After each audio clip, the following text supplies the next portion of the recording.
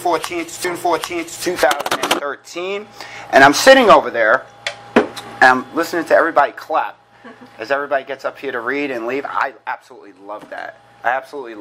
And I was thinking to myself in my insane mind, it'd be pretty cool if one week I got introduced, I came up here and all you guys were in on it and didn't clap. That would really, really mess me up big time. That would mess me up. I'm in a good mood, I'm in a silly mood, and I think it's because I do a 7 a.m. meeting at the Java Club every single morning, and my sponsor, Steve V, just started coming to it, so he comes like Tuesday and Thursdays every time, and one other time during the week every now and then.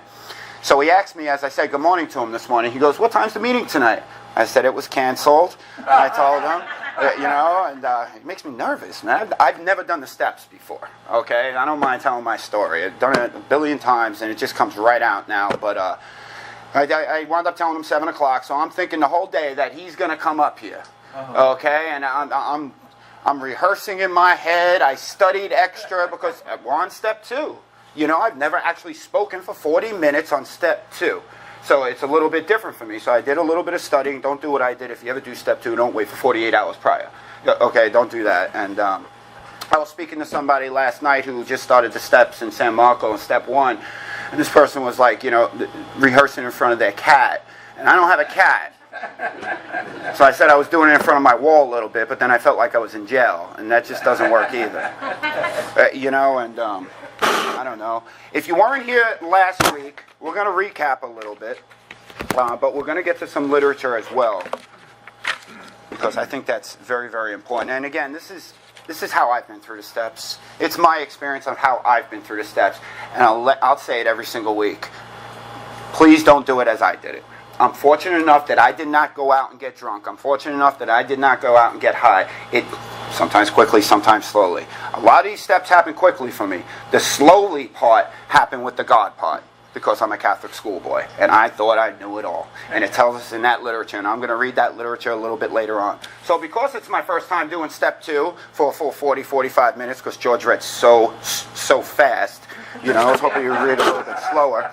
Okay, I did make some notes, so you'll see my eyes going down a little bit. It's like my first time speaking. I remember I got up there, I was in a chair up front, and I had this whole timeline of events, and I was like this, and then 1982, and then 1984, and everybody after the meeting said, "That was great," and I was like, "That was terrible." And so, step 2, came to believe that a power greater than ourselves could restore us to sanity, and the principle behind that is hope.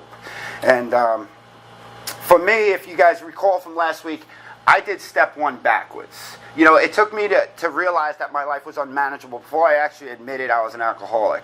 And you remember I said last week, the only thing I knew about alcoholics was the 28-day movie with Sandra Bullock and the old dudes who went downstairs in the Catholic school cafeteria when we had a sporting event at night that we made fun of. Like, look at those guys drink, And so what had happened was we had the changing of personalities, and I was disguising myself my whole life.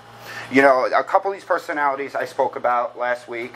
When I was born, I didn't realize that I wasn't Italian until I was 12 years old. I believe I was born an alcoholic. That's just my belief. And then when I started drinking, as Doctor's Opinion talks about, the isms kicked in. That phenomenon of craving, that obsession, that allergy. I had that when I was born. This is what I believe. And I never knew who I was. So until I was 12 years old, because my dad's stepfather was Italian, I thought I was Italian. So I'm walking around Queens, New York, talking like, "Hey, how you doing?" I'm not Italian. I'm Austrian and I'm Irish, from what I was told. And my mother says I'm like 33,000 parts Native American, but that's just my mom. She's screwy, and I love her to death.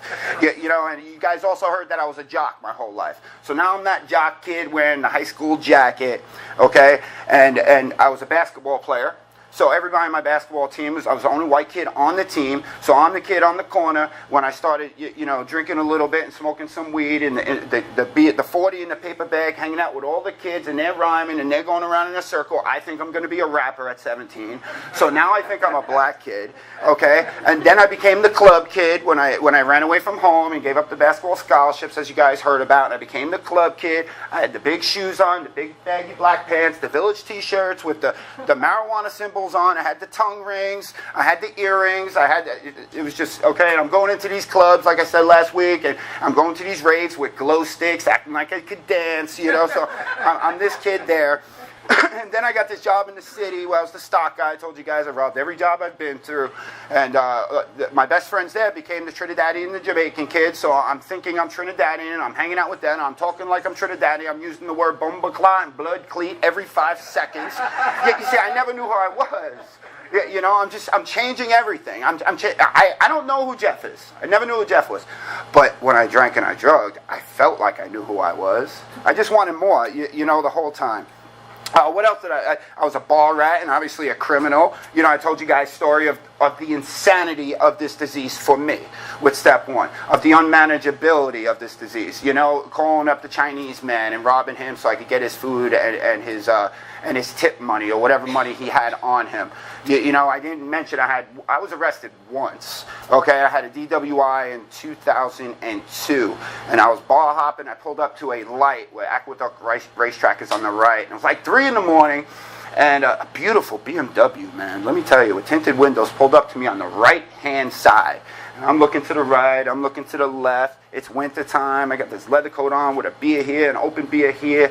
I got like a gram of Coke underneath my front seat. And I was like, okay, the bar's right there. It was called Flight Bar. I was coming from the Cheers bar. I took that light. All of a sudden, that beautiful BMW with tints, those were the undercover DTs.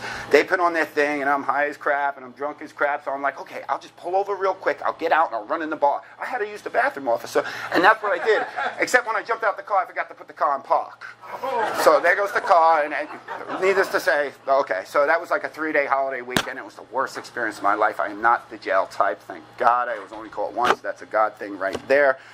All right, so we had that. We had, you guys heard, I was robbing my family. I was robbing my friends. I treated my mom like crap. I never gave her a penny rent at all the times I've lived with her. You know, geez, I moved here in the beginning of 2010. So on and off from 97 to 2010, even though I had all those jobs, I think I mentioned it was 66 different jobs from ages 17 to 41. I never gave her a penny rent. And she was my enabler, and she knows it now. And because of this program, I mean, she wants to move here in a year, and that's just a blessing. I really can't wait. I treated girls like crap. You guys heard a lot about my dad and how my dad treated my mom. So in my disease, I treated girls like crap. You know, I never beat on them or anything like that, but it was just, I wasn't looking for any kind of relationship. So when I was done, and I broke their hearts and all. I guess I never wanted to get hurt.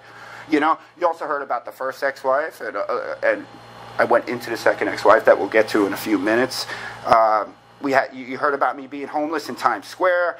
I got robbed on trains. You know, they used to call it the 5-borough tour for me. The people would laugh at me when I came into work. Did you do the 5-borough tour last night? Because I'm working in Manhattan, I'm getting drunk, and I'm getting on the train to go back to Queens, and I wind up in Brooklyn because I fell asleep and passed out or blacked out, and I get on the train, and I wind up in the Bronx, and somehow I wind up at Staten Island, then I'm back in Manhattan, and I finally make it back to Queens, and time to shower to get back on the bus and the train, and now I get back to Manhattan, and I don't remember sleeping, and you know, that's the 5-borough tour. You know, I just had to go to Queens, but I went to every single borough throughout the night, I always had that backpack. I was the kid with the backpack and the CD player, you know, and you know, everybody's about my age in here, so everybody remembers the CD player. I mean, it was one morning, I came to, and there were scratches all over my face, and the only vision I can remember is me holding on to somebody's purse. So obviously I tried to rob a woman at some point when I was drinking on the train, and she scratched me all up. You know? Yeah. So, again, you heard me get married the first time, and then I suckered the woman into marrying me here the second time. You heard about me almost missing my son's birth. I was taken off to hotels on my family. You heard about me going to Stepping Stones rehab and wanting to leave my family for that tall brunette from Texas and then moving in next door to her, you know, having the second ex-wife pay for that. You heard about me lying on my steps to my first sponsor when I first got sober. I'm on white chip number 2. And, you know, I made up everything on my 4th step, and we went through 1, 2, and 3, and I took the fake 3rd step prayer on my knees with him. And you heard about me going to Penman Road and making up stories, and you know, wound up causing me to drink 4.5 weeks later, which was a 6-day blackout. And, you know, and that was my one relapse, and I wanted to quit AA, but I came right back. So, again, what's the common denominator here? All of these stories are past events in my life that are completely insane. You know, normal people don't do this. People don't do these things. They don't act. They don't They don't think this way, and if they do, they certainly don't act upon them. My sponsor says the easiest way for a alcoholic to get drunk again is to get sober. That's what he says. And the answer why is because, what are we left with? What am I left with when I sober up? I'm left with the same reason I drank or drugged in the first place. I'm left with me. And I hate me. I hate me. I don't know me. I hated me. The cool thing is that there's a solution to this all. And it didn't work the way it's laid out in the book for me. Okay? The steps are in order for a reason. There's so much I know now as to why it didn't work the way that it was suggested to me to work. Obviously, because I'm defiant, I didn't work it that way. And all this God stuff, like I said, I skipped over. But after step one, what I know now, I should say, is that it's time to take some more action. It's actually time to do something else than just sit there. Okay, me coming to a meeting and just saying I'm an alcoholic, coming to a meeting, sitting there, I grab a sponsor, and I don't do anything with the sponsor, and I'm lying, and I leave, I don't fellowship, I don't show up early, I don't show up late, I don't ask for numbers, I don't call anybody. That's just me being a dry drunk. So I got to take some other kind of action. And some kind of action is working these steps. And 2 comes after 1, so why not work 2? But that wasn't my experience. So what you're going to hear now is my experience of how I got to step 2. And that's what I was talking about last week. Where we left off last week was how my first sponsor, real sponsor, Stephen Hunter, called me, and I got in his car, and we went over to Publix. But for me, in step 2, there's 2 key words. There's power and there's sanity. And in step 1, I admitted I was powerless, and I also found out that I'm insane, like all these things I just spoke about, due to that unmanageability. So isn't step 2 worded so beautifully, perfectly, and eloquently? It just flows from step 1. And these are things that I didn't realize. Think about it. We admitted we were powerless over alcohol. Okay? We have to come to believe that there is a power greater than me. I'm powerless. I made all the decisions. There has to be something bigger than me out there to help me stay sober today. There has to be something bigger than me out there that not only helps me stop drinking, but helps me with my thinking problem, as it talks about in the doctor's opinion. I don't need to drink to be drunk. And that's where we hear the expression. It's not, I don't have a drinking problem. I have a thinking problem. And that's what I know now. It's all a drunk trap for me. If I'm thinking a certain kind of way, I better talk to somebody. Okay, I know now that if my sponsor's not available, to call another man. And I also know now that I could get on my knees or I could talk to God because of my relationship with the power I call God. That's my higher power. Okay, so what do? I screw it up. I screwed up from the beginning. Remember, this is my experience. Like I said, we ended last week. I walked into Java purposely on December 14th, 2013. 6 months. I'm about to pick up that yellow chip. I sat in the back at a busy Sunday meeting, walked up there, grabbed that yellow chip. I think I even did this, like I'm cured as I'm walking out, so everybody knows he's cured. And I left AA. And for a period of a couple of weeks, I didn't go to a meeting. I actually went with the second ex-wife and the kids and the animals and the dogs and the cats and the ferret and the guinea pig. Oh boy, we went to Germantown, Helen, Georgia, or something. I think that's what it is. I don't know. All I know is we went to Germantown. I'm 6 months sober. Why are you taking me to Germantown? I'm German. I want to drink. Everything's like Budweiser there. It's crazy. Resentment. I didn't even put that on my list. I'm going to have to. Okay, but then you heard that I came back, and I hated Bat Dad. Everybody knows Bat Dad. Hated Bat Dad. Guy, he thinks he's the greatest dad ever. Screw that, I'm the greatest dad ever. I'm sober now. So I invented that alter ego, Ghetto Super Dad, put myself on YouTube, running up to the corner of Bay Meadows and Southside Boulevard with a sign, visit my Ghetto Super Dad YouTube channel. I've got dozens of them. And if you weren't here, I put on an old TWA red blanket as a cape. I put on a Monster Energy hat, got in full Adidas sneaker gear from head to toe, and a bandana. I cut eyes out. And at the beginning of every Ghetto Super Dad video, you heard the Superman entrance. And I would jump in, and I would film I'm sober. I'm not drinking or drugging at this point. This is the insanity. This is me not having somebody help me out. Not working these steps. Oh my goodness, it really was pretty crazy. And then Stephen H. called me, and he picked me up, and he got me in his car, and we went to Publix on University Boulevard, and he said, "What's going on?" And I unloaded on him, and I say that we did 1, 2, and 3 in that car, okay? But what he did, he basically said what the book says. So let's get to the book there a second. He pretty much said you don't have to take this piecemeal. That's what it says in the 12 and 12, okay? So we're going to get to that page.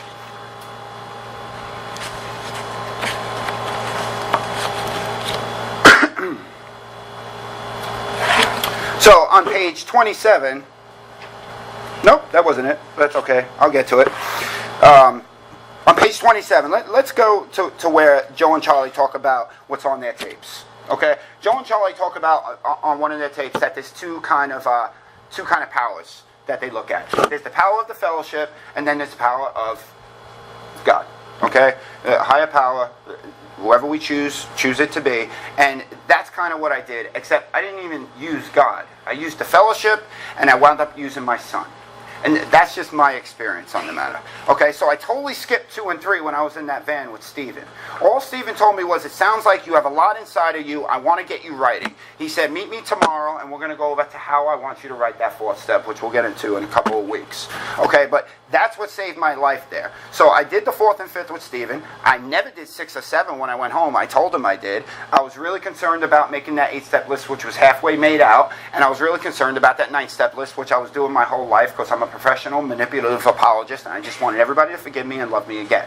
So I was really concerned with that. And then even when I got to 10, I skipped that because, come on, why do you need 10 if you could just go back and write and wait to apologize to people? That's what I was thinking, I really liked 11 because I had started up a candlelight meditation meeting, so now I'm on YouTube listening to all these meditations, and it really helped me out. That was kind of the first kind of, I would say, spiritual thing that I actually started doing, and that was at like a year and a half sober, and then 12 kept me sober. A lot of step 12 of doing things for others and with others, and we'll get to that as well. But on page 27, it talks about the fellowship. Like I said, I used the fellowship, and I used my son. It says, many a man like you has begun to solve the problem by the method of substitution, right? And that's what I was doing. I wasn't ready to invite. See, I wasn't hearing a power greater than you. I wasn't hearing any of that.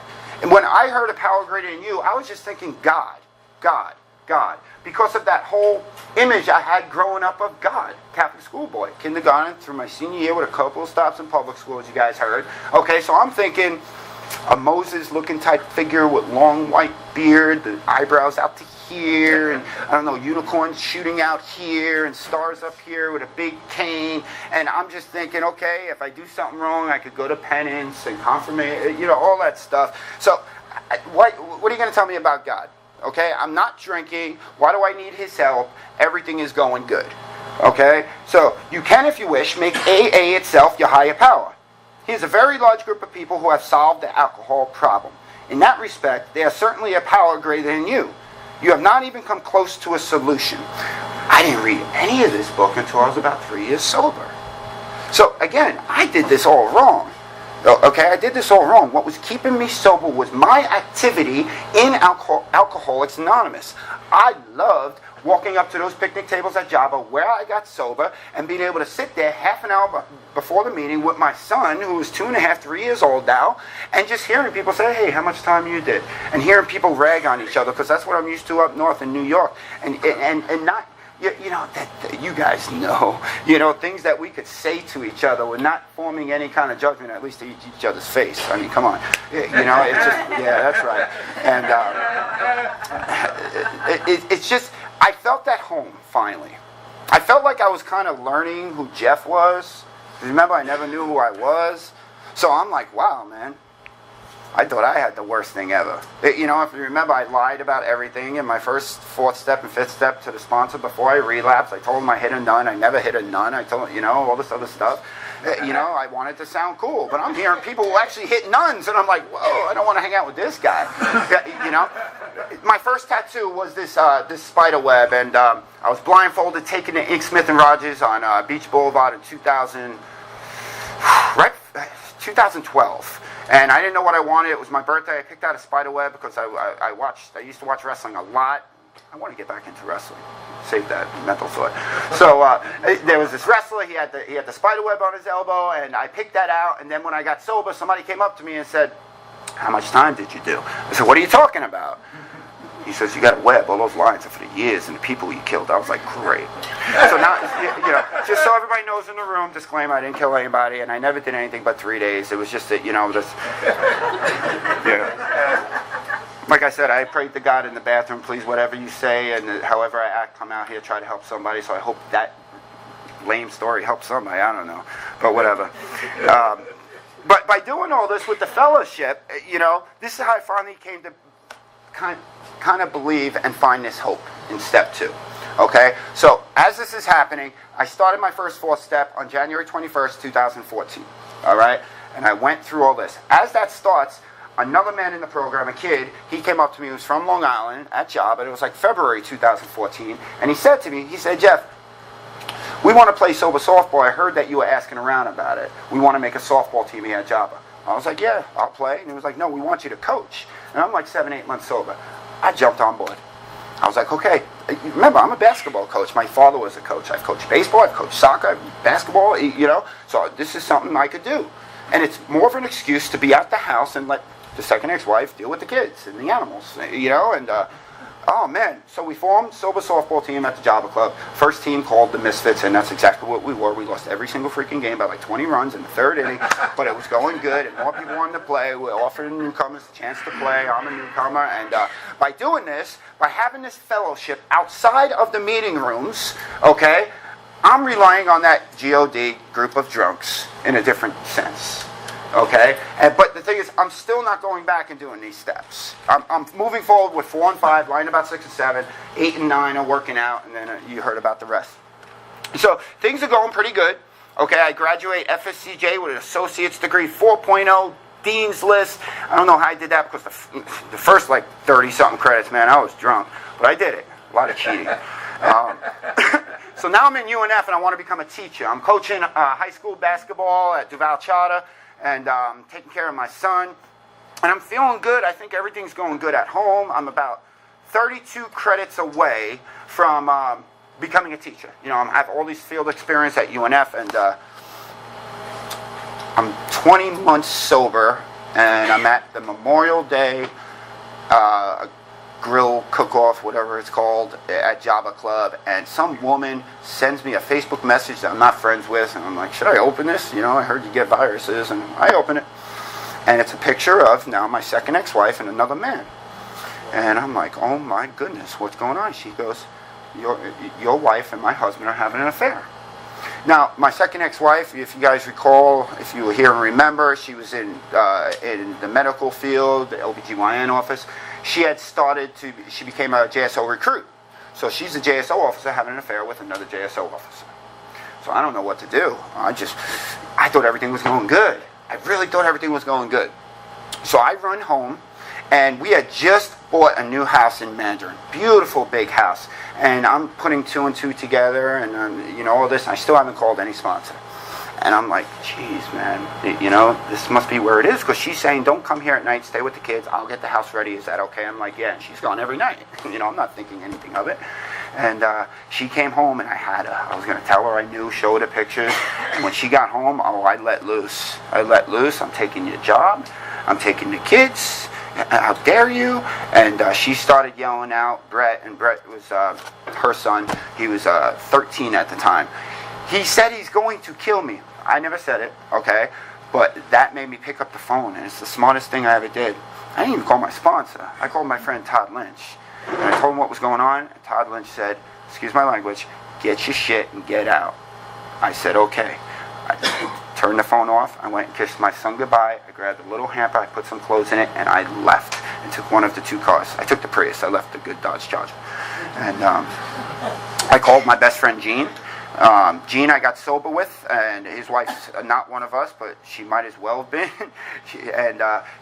Those two, and me and Kathleen, that's my son's mom, we became best friends, all four of us. They became the godparents to my son. So they let me stay there for 2 days, and while I was there, making calls to the lawyer, and within 24 hours, I was taken off the debit card. I was told to give the car back because I actually wasn't on that car, or she was going to call the cops on me, so the car went away, so I couldn't see my son. I didn't have a penny on me. I couldn't get into the debit card thing, and I'm 20 months sober. And I had nowhere to go. I couldn't stay at Gene and Raquel's, and the front house opened at the Java Club. Well, there was a guy living there who had 5 years, and he had said that I could go move in there with him for a temporary basis. Dude, she took the Netflix away. 24 hours, she took me off the Netflix. just like cover things up. That hurt the most. I don't care about money. So I don't know what to do now. For 2 weeks, I sat in that front house, not being able to talk to my son, not being able to see my son. I had to drop out of college because I had no way to get there. I didn't have a laptop or a computer to go on, and I just sat in myself. I would go in a meeting, not listen to a word anybody said. I had fired my sponsor because it was his fault, and then it just built up in me. And I walked into a Sunday meeting. Does anybody want to share anything they said? Anybody got a topic? And I raised my hand. And I said, listen, when I'm finished sharing, if somebody shares after me and tells me about this 10-step axiom, I'm going to burn down the Java Club. I said, this is what happened. This is what occurred. And what I want to do right now is get into my imaginary car. Matter of fact, I'm going to steal one of your cars. And I'm going to go over to Mandarin. And when I get to Mandarin, I'm going to drive that car through the front brand new house that we just bought, and I'm going to find them in there, and I'm going to take their cop handcuffs, and I'm going to tie them up behind their back, and I'm going to pull a Jack Bauer 24 on both of them, and then I'm going to call the cops, and I'm not going to dispose of the bodies. Thanks for letting me share. Needless to say, there was no laughing at that time, George. No. Steve V raises his hand. Number one, Jeff, don't burn down Java. So, of course, he had to get everybody laughing. That's what he said. And he said, number two, go help another alcoholic. That was my answer. That's why, I wasn't going to go over and do all that, but it was a drunk trap. I was this close to getting drunk. Everything was inside. I didn't have a sponsor at the time. I had just fired him and blamed him. I never prayed to God. I didn't even blame God. Because remember, at this point, I'm still... Our Father who art in heaven, Hail Mary, full of grace, glory be to the Father and to the Son. I threw in the Serenity Prayer because I thought that was my spiritual growth, and everybody said it in the rooms, and I'm 20 months sober. Those are my prayers. Okay? And what had happened here was I started saying to myself, okay, God, please, why is this happening to me? A little bit after that meeting, I started helping others, and somebody got me a job. Jessica G hooked me up with somebody to be a carpenter, helper, and I could basically just hammer a nail on being serious. And within a year, I learned how to do carpentry, and I absolutely love home repair now. But you know what? I didn't like how my hands felt. I'm too much pretty boy sometimes, so I was like, I ain't doing that. I got into recovery, but that's for down the line. And anyway, I was just losing it, and I went back to my old sponsor, Stephen Hunter, and apologized to him, and now it's like maybe a month and a half after all this occurred, and what was keeping me sober again there was, before I went to the carpentry, Todd and Joe had put me in their pressure washing truck, so I'm hanging out with two alcoholics, working a little bit part-time, and now I'm actually going to meetings and listening, and I'm crying like crazy in the house that I'm staying out front, and one day I just kind of hit my knees before I went to bed, because I was missing my son so much. It makes me sad now to think about it. I hit my knees, and for the first time in my life that I could remember, I started praying a little bit, not for myself. Okay? I started praying for my son. Please let him be okay through all this. I started praying for my stepson. I started praying for my animals. I started saying this, if there's anything I could do to help somebody. And this is what happened. Not only was I given a full-time job like I just spoke of, out of nowhere, people found out what had just occurred, and they started dropping off money in envelopes without names on it in my mailbox. They started dropping off food. They started dropping off clothing. Somebody let me use their car for 3 weeks. Somebody lent me $200 to go and get a rental car. Okay? And what I know now is I started getting that hope that step 2 talks about. I started feeling almost what I know now is my first legitimate, real spiritual experience from Alcoholics Anonymous. It's very humbling when you're 20 to 22 months sober, and I go through something like that, and I'm this close to a drink, and I only did a couple of things right, just a couple, and then all of a sudden, Alcoholics Anonymous and God lifts me up. And it's not the first time from that experience, and we'll get into more of those experiences along the way. And it's because of the action that I believe I'm taking, because of the sponsorship and running things by the sponsor.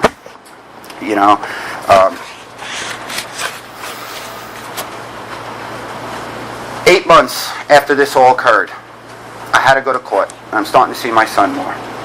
And all I wanted to do was see my son more, and I walked into court, and I walked out of there divorced with joint custody of my son. I was 2.5 months sober. She's JSO full-time now and a 20-year military veteran. How does that happen? How does that happen? And I'm still not at the faith part at 2.5 years sober. I'm not there yet. I'm just hoping that things will be okay. I'm hoping to see my son. I'm hoping maybe, I'm not worried about drinking anymore. The thought wasn't crossing my mind. I'm hoping that, maybe the ex-wife will come back to me. Maybe I was the bad guy in all this. But here's what I know now. I was the bad guy in that marriage. Grateful Mike, if anybody knows who he is, he's a great, close personal friend. He told me, Jeff, she didn't cheat on you. She just cheated. And I blamed her for everything. Everything was her fault. Everything was her fault. And my sponsor, Stephen, said, start praying for her. I was like, are you crazy? He said, start praying for that guy. I was like, Steve, you know my prayer routine. I ain't definitely not praying for him. I said, you know what I want to pray for them to happen? Okay? He goes, whatever you're thinking, you pray and you say, because God knows what you're thinking and praying. And if I started telling you guys what I was praying for them, you wouldn't be inviting me back next week. Okay? But the weird thing is, it started working.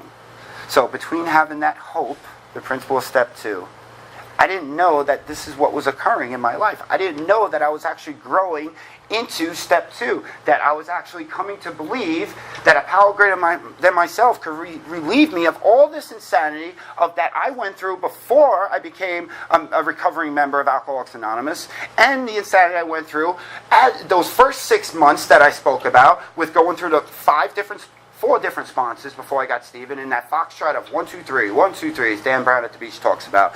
And the insanity that I was going through in my head from not working the steps and firing a sponsor and sitting in the me. I, me, up here. That's the insanity, and it could happen to me when I'm sober. And it did a lot for those first 2.5 years. And the only thing that kept me sober was the stuff that I read about in the beginning. I put that group of drunks as my higher power, even though I thought that God was my higher power. And he wasn't. I didn't have a relationship like I have with him now. That developed over time. So let's go to page 26. He says, first, Alcoholics Anonymous does not demand that you believe anything. All of its 12 steps are but suggestions. Second, to get sober and to stay sober, you don't have to swallow all of step 2 right now. I didn't do it. I never read that, but that's what I was doing. And here's the cool thing. Looking back, I find that I took it piecemeal myself. That's exactly what I just shared with you. I didn't read that before any of this happened in my life. I find it pretty cool that was written, and that's exactly what happened to me.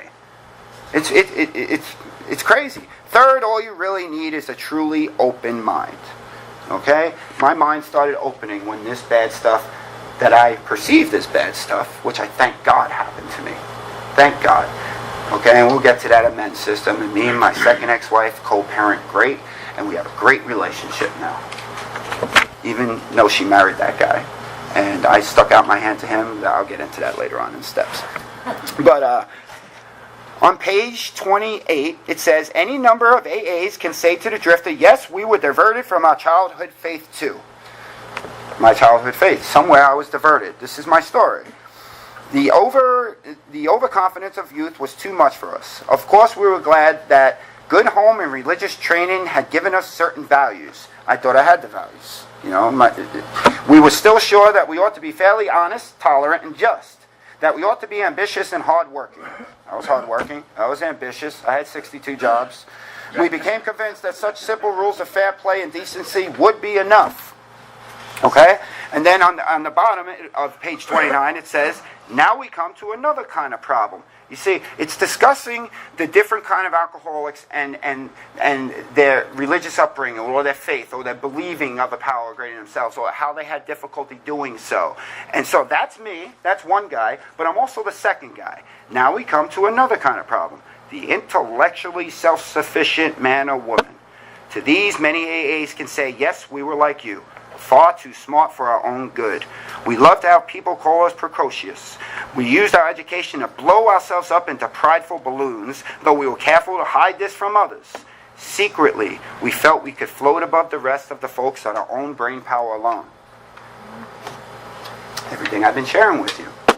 Can't tell me about God, man. You can't. I went to Catholic school. Come on. I got a confirmation name. Do you? You know? Please with this God stuff, and I just didn't get it. I wouldn't get it, Then we get to page 31, and this is my whole life in a nutshell right here. When we encountered AA, the fallacy of our defiance was revealed. At no time had we asked what God's will was for us. Instead, we had been telling Him what it ought to be. That's all I did. Why isn't it like this? Why can't it happen like this? And you guys heard me when all this happened to me around 22 months sober, brought me to my knees. I started praying for my son. I stopped asking for me. And I stopped asking for me because you started providing for me without me asking. I didn't ask for handouts. It just happened. And I know now it happened because of how involved I was with the Sober Softball. I was chairing meetings. I was sponsoring others. And let me tell you, I was a terrible sponsor at first because I was a terrible alcoholic in recovery at first. I don't know how I got one guy 9 months sober at one point when I was 22 months sober through steps that I really never took myself. I think it was because he wanted to play in a softball team and he was a good player and then, whatever. Who knows? But I hope he comes back. Yeah. I'd be a better sponsor this time, I'll tell you that much. But I felt these ways without reading this book, like I said, and this book describes me on my journey. Now, don't get me wrong, I've questioned God since then, but I have never lost hope because of what I see that's happening around me. I mean, think about the things we see. In my home group alone, back at Fiesta Group, Java Club, I know women who have lost their kids. There's like three women in the past 2 years who have lost their daughters or sons. Grateful Mike also refers to that referral system, and it talks about the referral system in here. In AA, we saw the fruits of this belief. Men and women spared from alcohol's final catastrophe. We saw them meet and transcend their other pains and trials. We saw them calmly accept impossible situations, seeking neither to run nor recriminate. This was not only faith, it was faith that worked under all conditions. We soon concluded that whatever price and humility must pay, we would pay, and that's the referral system. Okay, if I hear somebody sharing that they're going through a terrible, terrible divorce, hey, I'm the guy to go see about that. I'm going to go approach them. This one woman, she lost her daughter at a young age to this. A couple of months later, her best friend lost their daughter. They're sober today. People have lost their houses, their jobs. You guys know. What do? We seek guidance of how did you do it? How did you do it? Now I have hope. There is nothing that can make me drink a drug if I look for a way out. If I look for somebody else's, we give each other hope in this program. And we give each other hope, and it's a reliance upon something that's more powerful than me, which is a God of my understanding, because it's me who got me here from the beginning. I wanted to read something in the big book too, but it goes with what we have here. You guys, I know you guys love this one. It's read at just about every single meeting, or quoted at every single meeting. I should probably know it then, right? So at the bottom of page 33 in step 2 of our 12 of 12, it says, therefore, step 2 is the rallying point for all of us. Whether agnostic, atheist, or former believer, we can stand together on this step.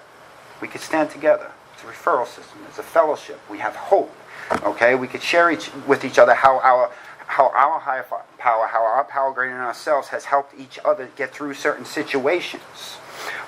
True humility and an open mind. There it is. Again, open mind. My mind was shut. It took a phone call or a Facebook message for me to be dropped to my knees and get humbled and realize that something here is happening to me, and I didn't run and take a drink or drug. That's the spiritual experience for me. I didn't think of taking a drink or drug when I found this out. No, I thought of killing people. I've seen enough movies. I didn't do it though. True humility and an open mind can lead us to faith, and every AA meeting is an assurance that God will restore us to sanity if we rightly relate ourselves to Him. The bottom of page 568, Herbert Spencer. There is a principle which is a bar against all information, which is proof against all arguments, and which cannot fail to keep a man in everlasting ignorance. The principle is contempt prior to investigation. Okay? Open mind, I didn't have. And I had that contempt prior to investigation. And the thing is, I heard these things in the first year and a half of sobriety. I heard these things, but I took the easy way out. And again, I'm lucky that I didn't get drunk. So, I like to tell myself up here. I like to keep it real, as the kids say in these days. I did not do this even close to perfectly at the beginning. Even close. But along the way, somehow these steps that I bypassed started kicking in, and that's where 2 came in. And then I looked up the definition of hope, and it's defined 2 ways. Did you guys know that? It's actually used as a noun and a verb, and I thought that was pretty cool. As a noun, it says feeling or desire for certain things to happen. But it's also a verb, wanting something to happen or it to be the case.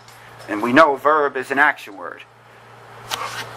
I was in enough pain, and I was in enough pain to stop drinking and drugging. But then as I was sober, I wasn't in enough pain to totally surrender and find a higher power. What put me in enough pain was my first real life crisis. And the way I got out of that pain was that referral system. Was finally doing what I was suggested. Was something telling me to drop on my knees and get some kind of hope in my life that everything is going to be okay as long as I don't take a drink or a drug. It's January 6th from a 24-hour-a-day book. Nothing in this world is more important to me in my own sobriety. Everything in this world matters on my sobriety, not taking that first drink. Okay? My sobriety is more important to me than my son. More important to me, because if I would have drank, if I would have drugged, I wouldn't be standing up here right now. I probably would be dead. That's just how I was rolling at the time. Okay? And it's just scary to think about. I finally was ready to have an open mind. I was finally ready to open up to new ideas and try something new. I was finally ready for true recovery and to find faith in step 3. And I didn't know it yet. Just like I didn't know that I was going to be finding hope in step 2 at that time in my life. If that situation never occurred, I don't know if I would have ever gone back and did 2 and 3. I would have been sharing that, I got this higher power. I can tell you, I don't know if I would have had the relationship. I mean, geez, man, 8 and 4 is 12 years in Catholic school, and I'm 5 years sober, and it took me 2.5 years to actually get to step 3. So in 2.5 years, out of all those years, to know I have a friend in God, and it only took 2.5 years, even shorter, it's just, I got goosebumps thinking about it. I'm never, ever alone. He was probably laughing at me. I got a brick wall just like this wall in my house. He's probably laughing at me looking at that wall. I want to end with this on page 181. It's one of my favorite paragraphs in the book. And I just switched to Steve V 5 months ago, so you know his deal. Read a page a day. And I'm reading a page a day. I don't want to get that guy upset. Dr. Bob's Nightmare. Everybody knows what Dr. Bob is, right? He writes, if you think you are an atheist, an agnostic, a skeptic, or have any form of intellectual pride which keeps you from accepting what is in this book, I feel sorry for you. I didn't say it. He wrote it. One of our founders. Don't get mad at me. If you still think you are strong enough to beat this game alone. When was this book written? 38, 35? I don't know. I got to brush up on that. He's writing what I thought. That's crazy, right? That is your affair. But if you really and truly want to quit drinking liquor for good and all, and sincerely feel that you must have some help, we know, not maybe, we know that we have an answer for you. It never fails. You know, this book chooses its words wisely. So if Dr. Bob is writing that it never fails, I better believe that. If you go about it with one half the zeal you have been in the habit of showing when you were getting another drink, your Heavenly Father, your higher power, whoever you guys think, will never again let you down. Throws in an exclamation point. Never let you down. That's what I learned as my hope turned into faith, which we'll talk about next week. But that zeal part. I need to go at my recovery like I went at my drinking. So imagine if I'm going at my recovery with half the zeal of going at my drinking. What if I go at my recovery tomorrow with 3/4 of that zeal? Ooh, life is good. Life is good. So thanks for letting me share.